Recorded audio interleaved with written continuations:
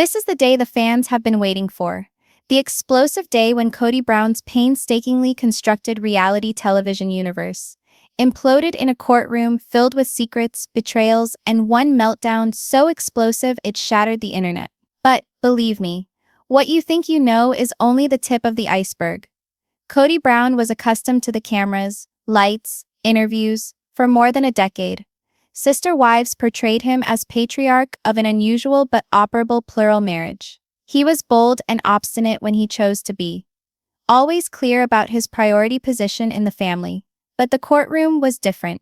Here there existed no script of sympathy or favorable editing, no warmth family confessional to mend over the rough edges. Instead, each and every word was scrutinized, each and every glance was analyzed, and each and every secret is bound to become public knowledge. When the first piece of evidence surfaced, the hidden accounts, the room shifted in an instant. It was as though the air had been sucked out. These were not slight bookkeeping discrepancies. The documents implied the accounts were linked to funds that were not accounted for to some of his wives, and perhaps even concealed for years. This wasn't about money alone. It was about trust. And in the Brown family, that trust had already been fragile. The accusations poured in rapidly and sharply. Prosecutors claimed that Kody had been quietly funneling money into private accounts, away from the family's shared finances. But the worst part? Some of these accounts they claimed were linked to Robyn, the youngest wife and the one many fans already suspected had become Kody's favorite. Christine and Janelle looked at each other over the courtroom. Both had been complaining of unequal treatment and partiality to Robyn for years. And now, the fact that she may have profited financially while the others were under a strain felt like the ultimate kick in the teeth. Then came the most threatening testimony of all. A former family acquaintance and insider who said Kody had emotionally manipulated his wives to keep them in the dark. According to this witness, Kody established a culture in which questioning him was betrayal, and as such it was simpler for him to make major decisions without opposition. When Robyn took the stand, everyone's eyes were on her. The fan favorite known for her tearful moments on the show had everyone eager to see how she'd respond to the pressure of direct questioning in a courtroom. It didn't take long for her composure to crack. Asked directly if she knew about the secret accounts, she fumbled, hesitated, and finally burst out. "I don't think this is fair. You're all trying to make me the villain." The atmosphere was charged. Order was summoned by the judge, reporters' pens hovered over notepads, and social media went into meltdown. Hours later, #RobynGate was trending on Twitter as thousands of fans analyzed her every utterance and smile. Others came to her defense, claiming she was being unfairly targeted due to her connection with Kody. Others believed Robyn's tantrum was the mask finally cracking, a sign that perhaps the rumors of her control over Kody weren't quite so far-fetched after all. As Robyn broke down in the background, Christine and Janelle were the epitome of coiled defiance. They didn't scream. They didn't yell. They just let the evidence, and Robyn's response, do the talking. Outside the courtroom, their subdued partnership was impossible to miss. Cameras snapped them strolling side by side, sharing tiny smiles, as if years of pent-up frustration were finally beginning to ease. Meri, the initial wife, was more difficult to decipher. Once devoted to Kody, she too had suffered her own dose of pain and estrangement. She remained mostly silent, her face giving nothing away. But the tension in her posture hinted at a storm brewing just beneath the surface. The court case wasn't just playing out in front of a judge. It was unfolding in real time on millions of screens around the world. TikTok edits, YouTube reaction videos, and Instagram reels turned courtroom moments into viral sensations. Former Sister Wives fans, who had ceased watching several years ago, suddenly resumed cheering on the courage of this real-life drama. Other reality TV stars even began to comment, some seriously criticizing Kody for his mistreatment of the wives. The more the public learned, the harder it became for Kody to control the narrative. The Sister Wives brand, once built on the idea of family unity, now risked being defined by betrayal, division, and scandal. By the end of the day's hearing, no verdict was handed down. Legally, Kody still had time to fight back. But in the court of public opinion, the judgment was already underway. Kody left the courthouse surrounded by his lawyers. Eyes down, refusing to answer questions. Robyn trailed behind, her face red from crying, avoiding the flashing cameras. Christine and Janelle meanwhile left together, looking more confident than they had in years. To viewers, it was a symbolic moment. The women who had suffered so much now walking away from Kody's shadow towards something that resembled a great deal of freedom. This is not merely a family disagreement. This is the public disassembly of a reality TV persona painstakingly constructed for more than a decade. Whether the claims are verified true or not, the reputation to Kody is entrenched. If the court upholds against him, the personal and financial consequences can be huge. Even if he is victorious in court, he can already be said to have lost something greater: the trust of his followers and the harmony of his family. For Sister Wives viewers, this courtroom drama is like the actual final season, and the reality is, the upcoming court hearing can bring the most explosive twist yet. The question now isn't what Kody's been keeping under wraps. It's how much more there is out there. And if today was explosive, just wait for the next day of court. In other words, buckle up.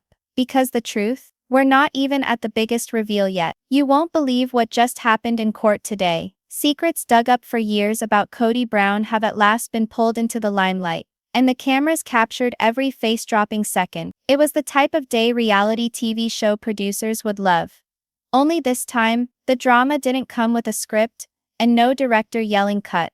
The courthouse doors opened at 9 a.m. on the dot, and in stepped Kody Brown, surrounded by his lawyers. His familiar confidence was there, but it was subdued, wary. Instead of the wide smile fans had grown used to on Sister Wives, his jaw was tight, his eyes scanning the room like a man walking into a storm he couldn't control. Inside, all the seats were filled. Reporters wrote down notes as courtroom artists set out sketch pads. Fans had waited in line since dawn, hoping to see history. The day the Brown family carefully guarded image could finally shatter wide open. Some were wearing t-shirts featuring the faces of Christine, Janelle, or Meri. Some even carried homemade signs that said, "Justice for the Wives." There was no warm TLC lighting here, no comfortable set couches, and no dramatic music cues. The tension was real, the stakes were higher than anything the show had ever portrayed. And the cameras, this time, belonged to the news networks, not the Brown family's production crew. Kody took his seat at the defense table, his eyes darting toward the gallery where Christine, Janelle, and Meri sat together. The sight was unusual.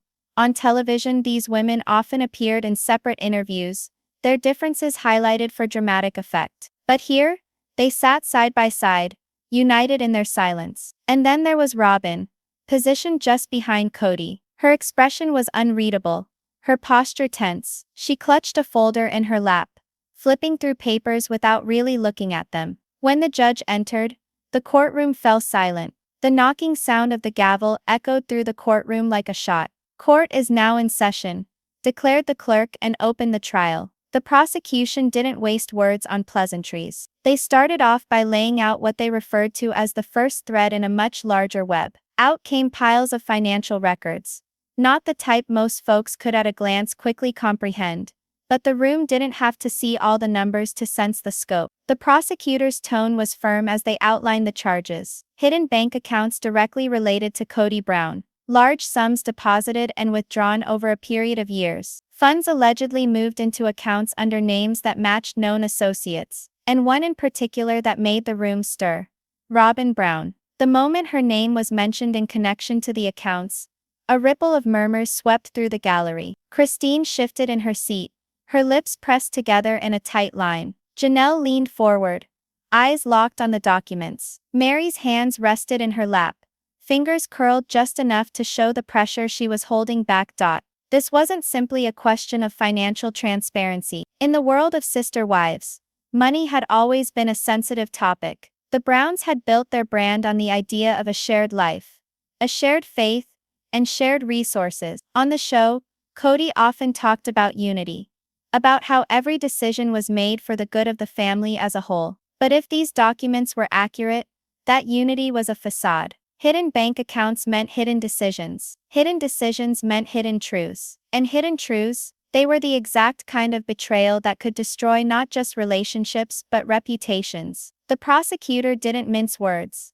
Ladies and gentlemen, what we will show is a pattern of deliberate concealment. Funds that should have been disclosed to the entire family were instead redirected, hidden and controlled by a select few. The select few wasn't explicitly named in that sentence, but everyone in the room knew who they were talking about without a doubt. In the courtroom rear, cameras snapped and whirred, recording each raised eyebrow and pursed lips. A boom mic from a documentary team swooped just low enough to overhear snatched pieces of whispered conversation between the wives. At home on TV, Kody was accustomed to dictating the narrative. If a conversation got too heated, the cameras could cut away. If an argument went too far, it could be softened in the edit. But here, there was no edit button. Every reaction, every sigh, every flicker of emotion was locked in, permanent, unchangeable, and about to be broadcast to the world. Christine quote. Ella's expression was the most telling. She didn't shout or cause a scene. She didn't even speak. But her silence spoke louder than any outburst could. Viewers of Sister Wives knew her as the wife who finally walked away. The one who refused to live in the shadow of favoritism. Seeing her now back straight, eyes fixed on the prosecution's evidence was a reminder of just how far she had come from the woman who once defended Kody's decisions in front of the cameras. Every time the phrase undisclosed assets was mentioned by the prosecution, Christine clenched her jaw. For those who knew her story, it's clear this wasn't just a legal case. This is very much personal. Courtrooms are expected to be as quiet as any other chamber. But this courtroom's truths reveal themselves with whispers from the mouths of spectators like truths from truths. Even the bailiff had to shout out orders several times as spectators kept their reactions in check. One woman in the second row covered her mouth with both hands when Robyn's name came up again in connection to financial transactions. A man scribbled notes furiously, shaking his head. And through it all, Kody kept glancing toward the gallery, his face shifting between defiance and discomfort. Like a man who still believed he could talk his way out of this, but was starting to realize the words might not come. Halfway through the morning, after a particularly tense exchange between the attorneys, the judge leaned forward and addressed both sides. This is not a reality show. This is a court of law. I will not tolerate theatrics. The irony wasn't lost on anyone. This was reality. But in the truest, harshest sense, the judge's warning didn't stop the tension from building. If anything, it made the moment feel even more precarious. The wives exchanged glances. Robyn looked down at her lap. Kody's lawyer whispered something in his ear, prompting a slow, deliberate nod. Just before the court broke for lunch, the prosecution dropped what they called an example of direct benefit. A wire transfer from one of Kody's undisclosed accounts to a business connected to Robyn. The date? Right in the middle of a season of Sister Wives when the family was shown struggling financially on camera. The hypocrisy was breathtaking. They were speaking of closing budgets and cutting back on television, making sacrifices. In the real world, money was flowing. A lot of money in secret. Christine's hand finally flexed, ever so slightly, as she drummed her knee. Janelle slowly breathed out, rather like a quiet sigh of relief that the truth was finally public. Meri didn't move at all, but the stillness felt deliberate, like she was holding herself together by sheer will. When the judge called for recess, the room didn't relax. Reporters raced out to file midday updates. Fans outside cheered when Christine and Janelle emerged together, even though they didn't speak to the press. Kody stayed inside with his attorneys for several minutes, finally exiting through a side door with Robyn close behind. Neither acknowledged the cameras. It was only the first half of the day, but already the tone was set. This wasn't just another family dispute. This was the kind of public reckoning that could change the way Sister Wives was remembered forever. The recess at lunch had succeeded in nothing but heating up the air in the courtroom. If anything, tension had grown thicker. Upon their return, it was as if entering a room where an argument had been suspended in mid-sentence. You could almost hear the words left unsaid lingering in the air. The judge brought the court back to order, and the prosecution did not hesitate to plunge headfirst into the next part of their case. This was no longer about secret funds. Now they were going to present the cost of humanity. The betrayals that hurt far deeper than any amount of money ever could. The lead prosecutor addressed Kody, holding a thin folder in one hand and speaking directly to him. Your Honor, we've shown that there were funds in hidden accounts. Now we will illustrate that this concealment was part of a broader intentional scheme, one that consisted of emotional manipulation, selective truthfulness, and deliberate favoritism. The words calculated favoritism struck the wives' bench like a sledgehammer. Christine's eyes flashed briefly toward Janelle. Meri remained motionless, but the corner of her mouth creased. Robyn turned away completely, her eyes on a patch of floor. The prosecutor went on, detailing a timeline. Instances when Kody purportedly made significant financial decisions without bringing the whole family in. Initially they were small examples.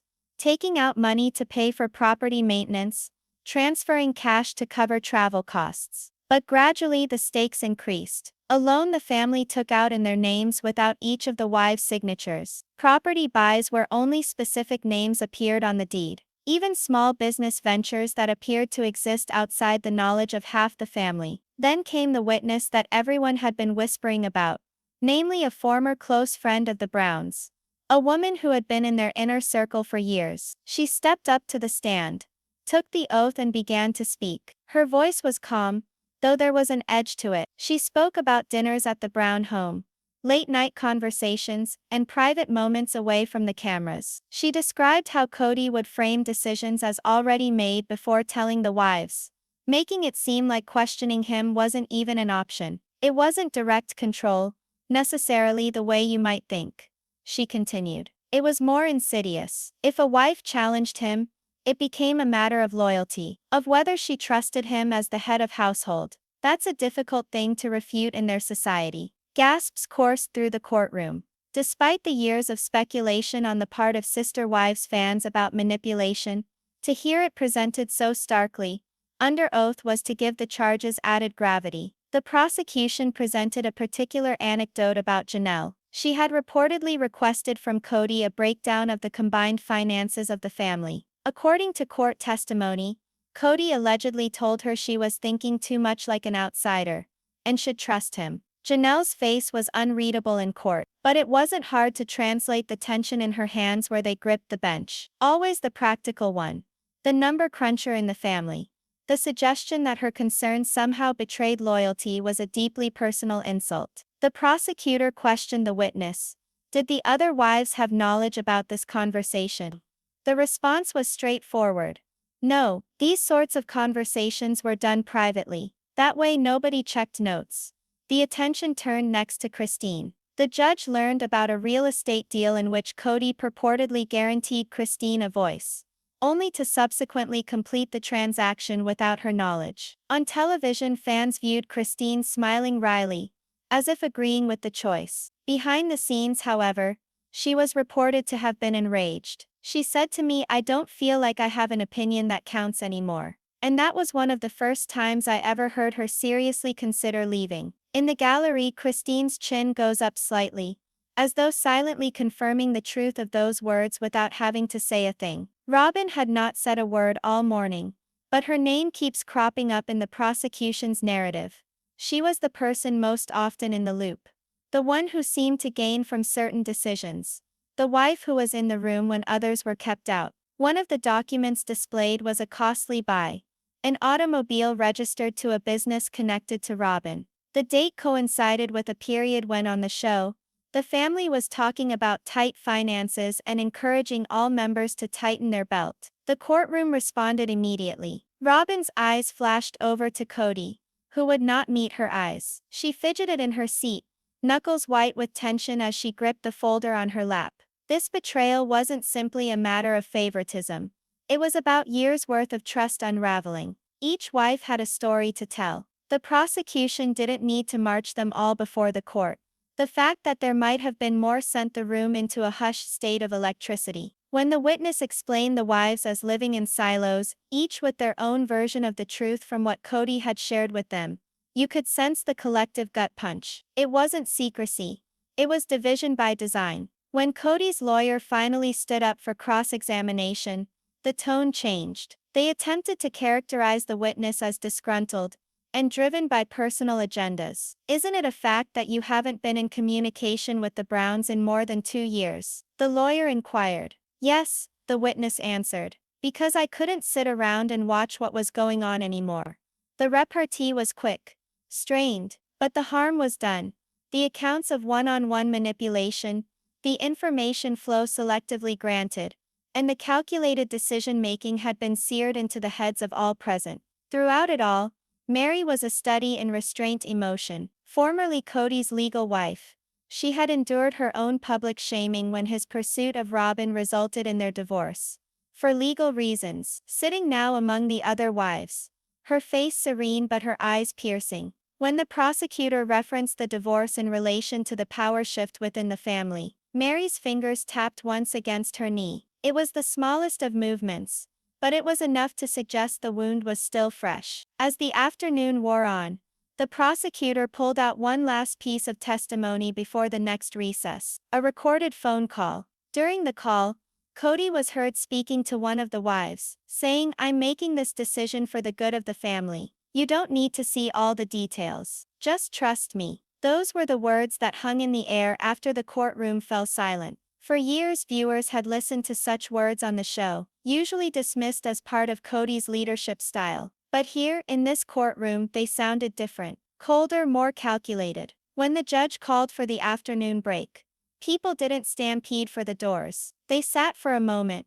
absorbing what they had just heard. The wives stood together, Christine and Janelle walking out side by side. Robyn stayed behind for a few minutes, speaking in hushed tones to Kody and his lawyer. Outside, reporters wasted no time. "Today the word of the day was betrayal," said one into their camera. "Financial betrayal, yes, but emotional. And the man at the middle of it is Kody Brown." The air in the courtroom was already tense, but when the clerk announced, "We'll now hear testimony from Robyn Brown," the atmosphere shifted instantly. Heads turned, cameras adjusted, even the attorneys sat forward. Robyn stood up gradually, holding a thin sheaf of papers in one hand, and smoothing out her skirt with the other.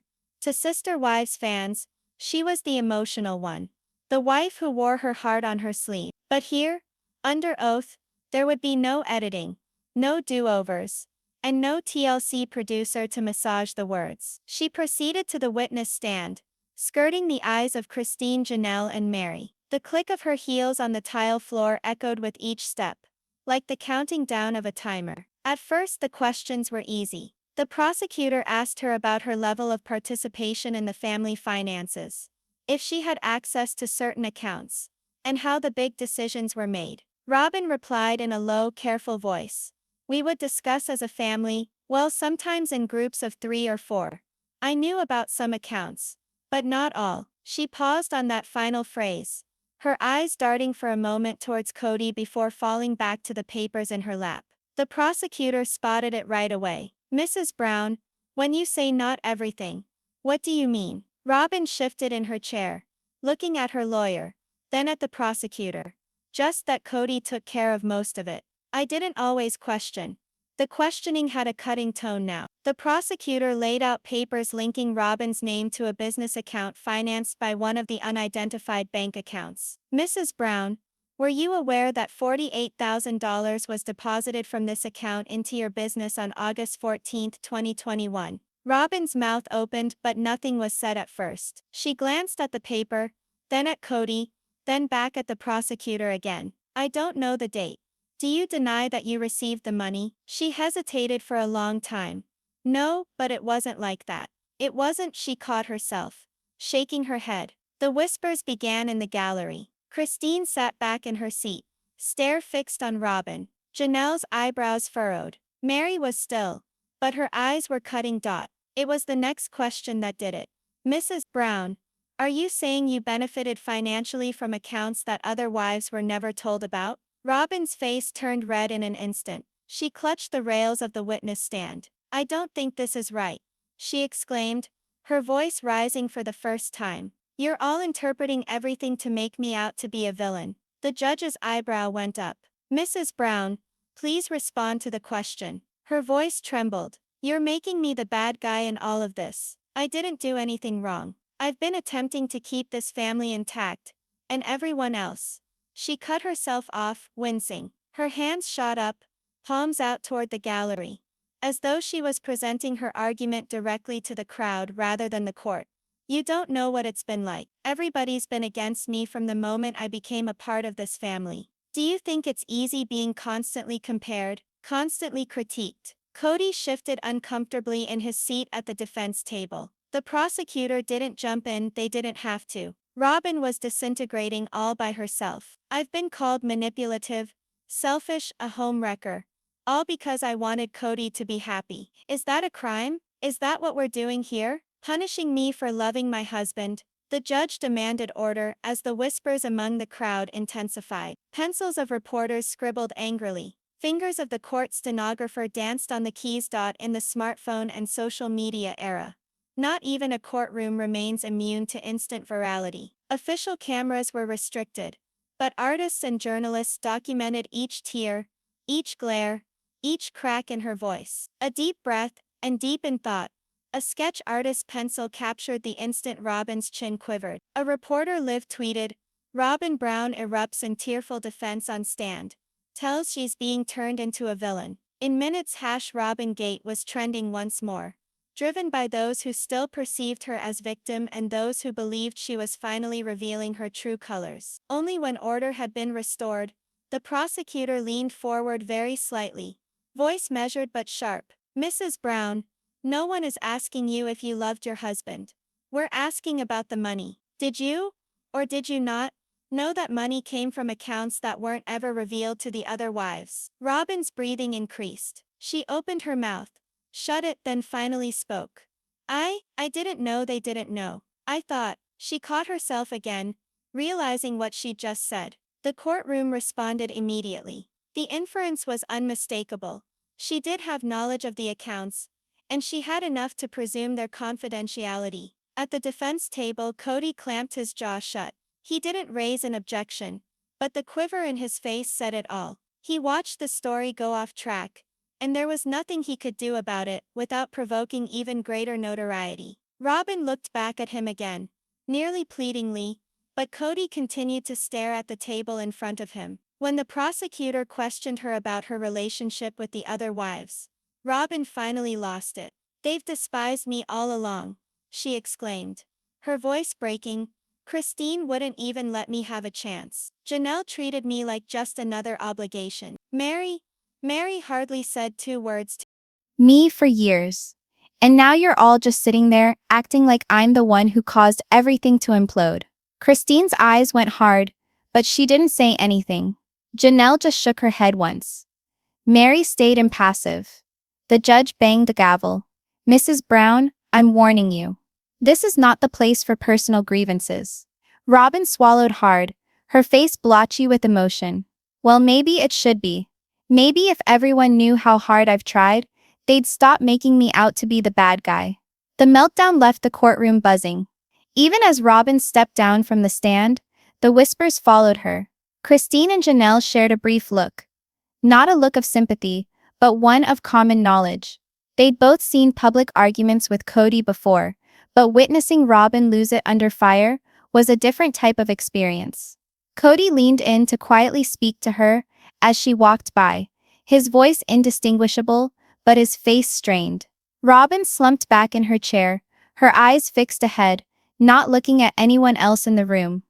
External reactions were immediate. Footage from the breakdown was repeated on local evening news stations. Talk shows invited body language analysts to interpret each gesture. Some opined that she was cracking under trumped-up charges. Some thought they'd seen a mask slip after years of image maintenance. By the end of court for the day, online debate had grown to a frenzy. Was Robyn the beleaguered wife in the middle of a disintegrating family, or was she an active player in Kody's purported games? One thing was clear: her testimony had injected the case with an emotional kick, and the next hearing would pack an even larger audience. The second Robyn's meltdown video appeared on the web, it was like a match tossed onto a dry meadow. The response was instant, intense, and unrelenting. The courthouse theatrics had already been getting attention, but this was something else. The clip, which was hardly longer than 45 seconds, featured Robyn banging her hands on the witness stand, her voice breaking as she claimed that everyone in the room was attempting to make her the villain. In minutes, it was all over the place. TikTok was filled with re-uploads of the video, each with oxblood captions like "Robyn finally cracks and the truth comes out." On Twitter, or X, as some still insisted on calling it, hashtags went through the roof.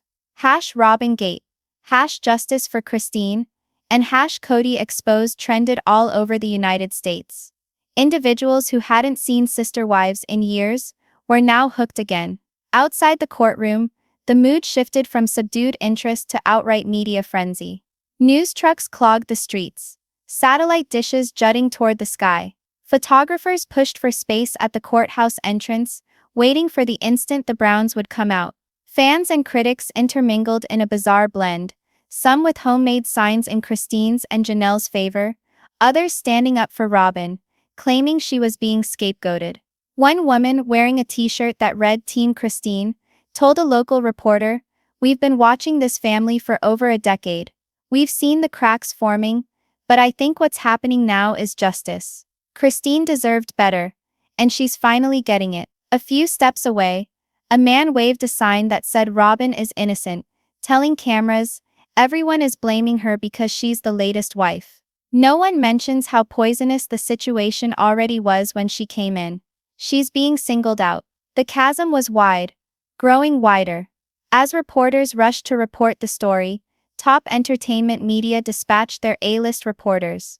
Morning news programs such as Good Morning America and Today hosted legal analysts dissecting each shot of the Meltdown video. They played it in slow motion, examined her body language, and argued over whether her tears were real or planned. One body language expert asserted, "The sudden change from defensive to emotional in her demeanor indicates she's cornered. Whether that's because she's guilty or just frazzled is up to the court to determine." The guessing was non-stop. Every move, every statement by the Browns in the courtroom was analyzed. Even minor details, such as Kody not looking at Christine when they departed the courtroom, became trending topics. Christine and Janelle's silent statement. Christine and Janelle forged their own headlines, however, without uttering a word. As they left the courthouse later that afternoon, they marched side by side, shoulders back, faces impassive. And yet then it happened. Christine turned to Janelle, and the two exchanged a tiny knowing smile. It was subtle, but within the realm of reality TV fandom, it was everything. Screenshots of that smile were posted thousands of times with titles such as "The Look of Victory" and "Sisters United." To many, it represented that they were winning, not only in court but in the hearts of the public. Robyn, quote, supporters fight back. Nevertheless, Robyn had her defenders. A band of fans started a hashtag campaign, #StandWithRobyn, contending that the show had been editing her for a long time to portray her as manipulative.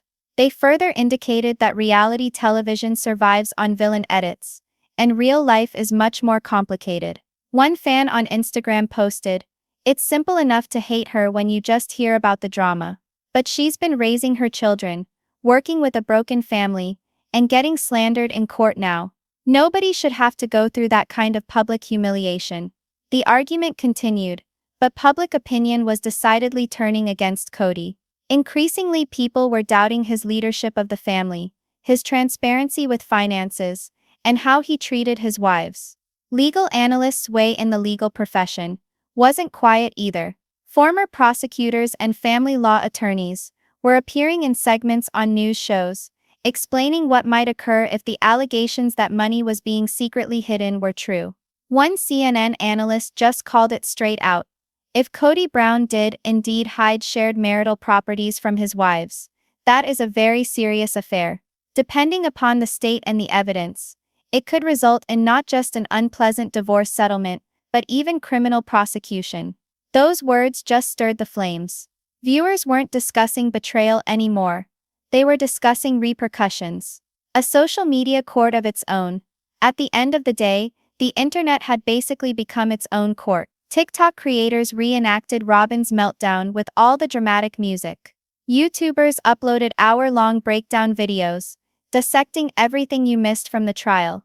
Reddit forums deconstructed old Sister Wives episodes, watching them again through the prism of the court news. A Reddit user posted a side-by-side of an episode in 2016, when Kody promised the wives that everything was shared equally, alongside a recent clip of Christine discussing distrust when it comes to money.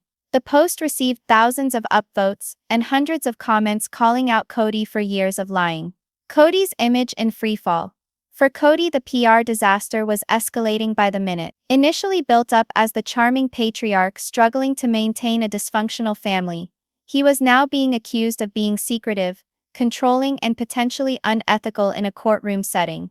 Even fans who'd stood by him for years were now raising questions. "I stood up for him for so long," one longtime viewer tweeted.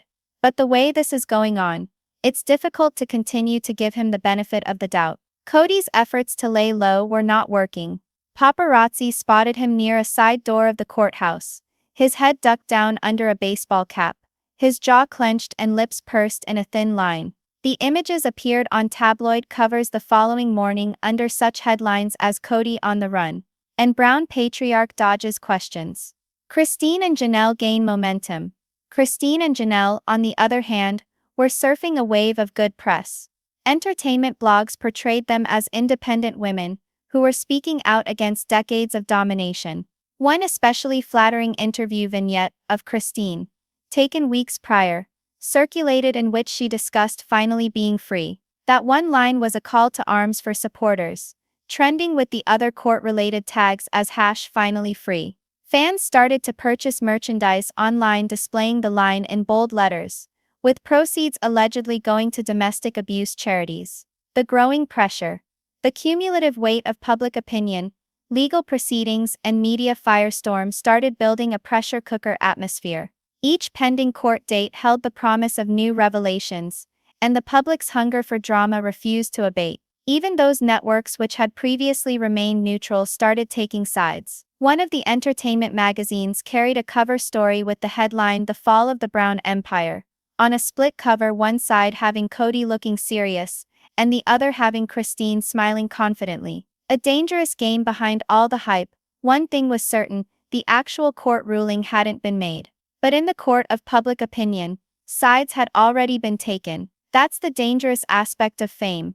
By the time the legal reality emerges, the public might already have formed an opinion about what they think. The Browns, who had once been together for reality television cameras, were now splintered in the worst possible light, their every action tracked, criticized by millions of strangers. And as the sun went down on the courthouse that afternoon, one thing was clear: the next hearing was no longer merely about legal evidence. It was about an entire family's legacy, being rewoven in front of a live audience. The courthouse entrance swung open, and a burst of warm air from the outside world met the heavy, charged air that had been mounting inside all day. Kody Brown stepped out first, surrounded closely by his attorneys. His usual confident stride was altered now, shoulders ever so slightly slumped, eyes averted to the ground as if he could dodge the intense scrutiny of both the cameras and the crowd. His face did not bear the smirk and defiance that so many had grown accustomed to seeing on it. Instead, there was a blend of fatigue, concern, and the slightest hint of fear. The reporters rushed forward at once, microphones extended like spears. Voices cried out over each other. "Mr. Brown, do you have any comment on the claims? Kody, are the stories true? Were the wives not informed?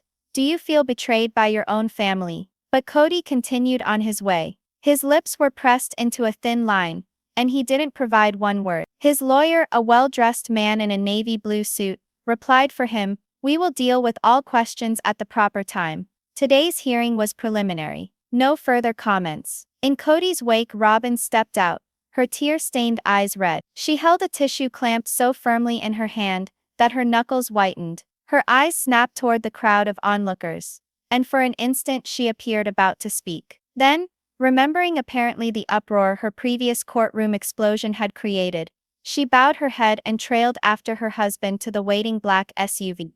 The public atmosphere outside. The outside scene wasn't all about paparazzi and media. Along the steps and sidewalks marched dozens of Sister Wives supporters, but not all came in solidarity. Signs flapped in the wind, their slogans rough and heartfelt. Justice for the wives. Robyn knew everything. Kody the con. Others bore messages of support. Stay strong, Kody. Robyn, don't let them break you. It was a show in itself. A reality show unfolding outside the courthouse doors. Strangers who'd never met the Browns felt invested, even loyal, as if they'd been part of the family drama for years. And in a sense they had. The Browns had opened their doors to millions. Their living rooms, their personal conversations, but it was exactly what had left viewers feeling so close. Reality TV's intimacy, that made the betrayal cut so much deeper. Christine and Janelle's exit, before Kody and Robyn had even gone out the door. The courthouse doors opened again, and out came Kody Brown, closely followed by Janelle. Their entrances elicited as much attention, but the atmosphere was entirely different. Christine had on a serene smile, the kind which wasn't one of happiness, but of closure, the taste of truth gradually rising to the surface. Janelle was serene yet resolute, her chin raised high. As they walked toward their car, a few supporters shouted encouraging words. "We're with you, Christine," one fan yelled. Christine gave a small wave in response. The two women didn't answer press questions, but they exchanged a quick glance at one point, a silent acknowledgement that something was shifting in their favor. The media frenzy within minutes of their exit, footage from the day's proceedings began flooding the internet. Clips of Robyn's meltdown inside the courtroom were replayed on TikTok, Instagram, and YouTube. The moment she shouted, "You're all trying to make me the villain," had already been memified, captioned, and dissected in thousands of comment sections. Cable news programs use split screens, one channel featuring Robyn's meltdown, the other featuring Kody's wordless, tense departure to his car. Legal commentators offered their opinions. Some thought the Browns were victims of media hype. Others opined that the evidence heard to date presented a damning scenario of financial deceit and manipulation. Morning shows made bookings of former cast members of TLC and reality TV insiders to comment, and the gossip sites generated headline after headline. Behind closed doors, what the cameras failed to record, at least for now, was what transpired in the hours immediately following the court's dismissal. Members of the family reported that Kody and Robyn had a stiff, closed-door argument in their hotel room. Robyn allegedly slammed Kody for letting her take the fall when questioned, while Kody allegedly shot back that her emotional outbursts were giving them a guilty appearance in the court of public opinion. In the meantime, Christine and Janelle were reported to have spent the night together, reviewing paperwork with lawyers and mapping out what was next. If the accusations of hidden financial accounts turned out to be true, both women would gain tremendous bargaining power, not only in court but in the war for public empathy. The lingering questions. No verdict was rendered that day, but the hearing had raised more questions than it provided answers. How much money was secretly stashed? Was Robyn personally implicated, or just a bystander profiting unwittingly? Could Kody be charged criminally if financial impropriety were established? And perhaps most urgent for viewers, what would this portend for the future of Sister Wives? TLC had remained silent so far, but industry insiders whispered that the network was watching closely. Some speculated they might cancel the show to avoid the PR nightmare. Others believed they would capitalize on the scandal, knowing ratings could skyrocket if cameras kept rolling. A family on the edge. The day concluded without handcuffs, without a verdict, but with something maybe even worse for the Browns. A definite change in how the public perceived them. The picture of a caring, though unorthodox, family had been replaced by that of broken trust, deception, and secret motives. As one journalist encapsulated in a real-time broadcast, "This is not the sort of drama that can be tidied up into a nice narrative. This is messy, unreliable, and horribly real. And it's not nearly over." The upcoming court date hung over them like a storm cloud. No one knew if it would bring resolution or more upheaval, but this one thing was sure: the truth, whatever it turned out to be, was slowly making its way to the top, and when it finally surfaced, the consequences might be too late to reverse. Cliffhanger for viewers. For the millions watching every twist and turn, the question was not merely what next, but how much worse could it possibly get? The Browns had already been at their weakest on reality TV, but that was something else again. No script, no safety net, no happy ending was assured. In the era of reality TV, scandals are sometimes made up for the sake of ratings. This one wasn't, and that's precisely why nobody was able to turn away.